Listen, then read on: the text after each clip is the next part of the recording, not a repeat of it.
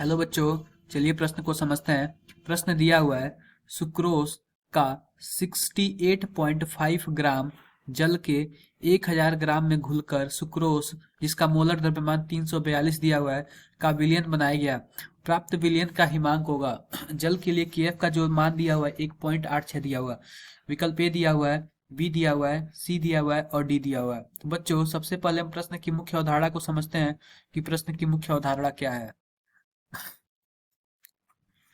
मुख्य अवधारणा। तो बच्चों, मुख्य अवधारणा में हम क्या करेंगे कि हम हिमांक में अवनमन का सूत्र लिखेंगे। हिमांक में अवनमन का सूत्र। हिमांक में अवनमन। हिमांक में अवनमन का सूत्र यानी कि जो डेल्टा टीएफ होता है कुछ इस प्रकार होता है। इस प्रकार होता है के एफ इंटू मोललता।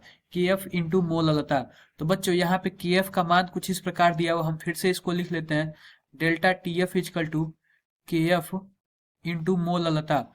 और मोललता का सूत्र कुछ इस प्रकार होता है, हम के एफ को ले लेते हैं और मोललता का सूत्र कुछ इस प्रकार होता है, विलेय का अणुभार बटा विलेय का मोलर द्रव्यमान। विलेय का मोलर द्रव्यमान बटा में फिर से रहेगा विलायक का भार ग्राम में। विलायक का भार ग्राम में कुछ इस प्रकार होगा। और ऊपर हम क्या करेंगे, 1000 से गुना कर देंगे ताकि यह किग्रा में हो जाए। जो ग्राम में होगा वो किग्रा में हो जाए। तो इस प्रकार बच्चों हम केएफ का मान लिखते हैं। केएफ का मान 1.86 दिया हुआ है, 1.86। और विलायक का ग्राम में द्रव्यमान 68.5 दिया हुआ है। और हम क्या करेंगे, 1000 से ऊपर गुना कर लेंगे और बटा में हम लिखेंगे एम का मान। एम का मान जो मोलर द्रव्यमान है सुक्रोज का वो दिया हुआ है 342। और फिर डब्ल्यू का क्या मतलब है, इसका मतलब है जो विलायक का ग्राम में भार है कुछ इस प्रकार है, 1000 है। 1000 है। अगर हम इसको गणना करते हैं तो ये 1000 से 1000 कट जाता है।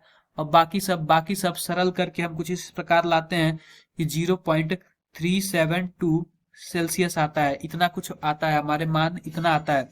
तो बच्चों, हम जानते हैं कि जो डेल्टा टीएफ होता है, डेल्टा टीएफ का जो होता है वो T0 माइनस टीएफ होता है। इसका मतलब ये है कि जो T0 है यह शुद्ध विलायक यानी जल का हिमांक होता है। जल का हिमांक होता है। और जो टीएफ होता है यह विलयन का हिमांक होता है। विलयन का हिमांक होता है। और इसका मान आया है 0.372। हम जानते हैं कि जो जल का हिमांक होता है वह जीरो होता है माइनस टीएफ हो जाएगा। फिर यहाँ पे क्या होगा, 0.372 हो जाएगा। तो जो टीएफ का मान आएगा, जो विलियन का हिमांक होगा कुछ इस प्रकार होगा, minus 0.372 degree Celsius. 0.372 degree Celsius. बच्चों, आओ देखते हैं कि अपने सही विकल्प का चयन करते कि हमारा सही विकल्प कौन सा है। तो विकल्प पहला है 0.372 डिग्री सेल्सियस। यह विकल्प बिल्कुल हमारा सही है। विकल्प दूसरा देखते हैं। यह गलत होगा। तीसरा भी प्लस में है, यह भी गलत होगा। चौथा भी गलत होगा। तो बच्चों, आशा करते हैं कि आपको मुख्य अवधारणा के आधार पर प्रश्न समझ आया होगा। धन्यवाद।